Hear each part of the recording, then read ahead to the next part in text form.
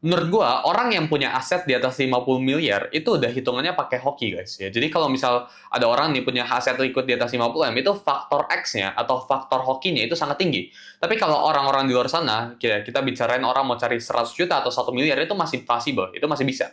Lu nggak perlu ada faktor X ya, lu nggak perlu hoki, dia buat ngasilin 100 juta pertama lu atau 1 miliar pertama lu, itu bisa di-achieve lewat kerja keras. Tapi semakin faktor ini semakin tinggi nih, ya. Misal kita bicarain 1 M itu masih bisa, mungkin ya, masih bisa di-achieve lewat kerja keras. Tapi kalau misal 10 M itu semakin sulit, ya.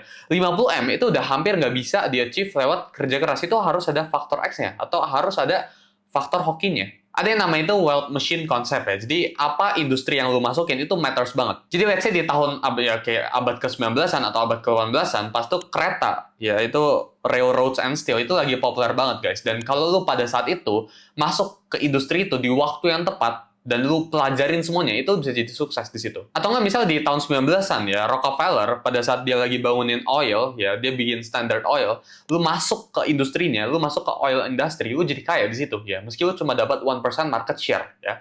Nah, sini gue pengen sharing ke teman-teman ya. Misal dari dua case itu, misal rel kereta api ya, oil, atau bahkan misal Warren Buffett saham ya. Kalau kita investasi saham barengan sama Warren Buffett, kita bisa jadi kaya, mungkin ya kita bisa jadi probably ya 1/10 sekaya Warren Buffett sekarang. Ya tapi apakah sekarang kalau lu masuk ke let's say oil industry atau lu masuk ke bikin kereta api gitu ya, apakah lu bisa sukses lagi? Enggak ya, karena momentumnya udah lewat ya. Itu yang gue sebut sebagai wealth machine concept ya. Di mana ada momentum di setiap generasi yang ada ya. Jadi menurut gue, kita nggak bisa asal pick industrinya kalau kita pengen achieve 1 triliun pertama. Itu purely lu harus specific niche, lu harus bener-bener gali niche yang itu, terus lu become the best of it ya.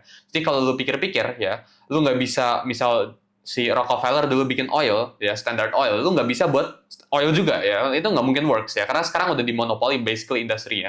Lu lihat misal direktur BCA ya, bank, orang dulu buat bank itu kaya banget ya, orang buat Indomie, Indofood itu kaya banget. Tapi apakah sekarang lu bisa imitasi bikin Indomie lagi gitu, terus lu jual ke market? Nggak juga. Karena momentumnya udah lewat. Jadi lo harus pelajarin ada yang namanya itu momentum di dalam ya kehidupan atau karir ini. Jadi lo harus terima setiap generasi itu selalu punya momentumnya masing-masing. Dan menurut gue di tahun 2025 ini atau bahkan beberapa ya dekade ke depannya, let's say kita ngomong 10 sampai 20 ya atau bahkan 30 tahun ke depan, ini waktunya buat Web3 alias crypto sama overall artificial intelligence ini rise up guys. Jadi kalau disuruh fokusin, gue bahkan pick industrinya itu crypto guys ya, dan gue bahkan utilize AI buat keseharian hidup-hidup gue ya. Tapi overall, crypto itu bahkan jadi specific niche gue buat ngasilin 1 triliun pertama gue.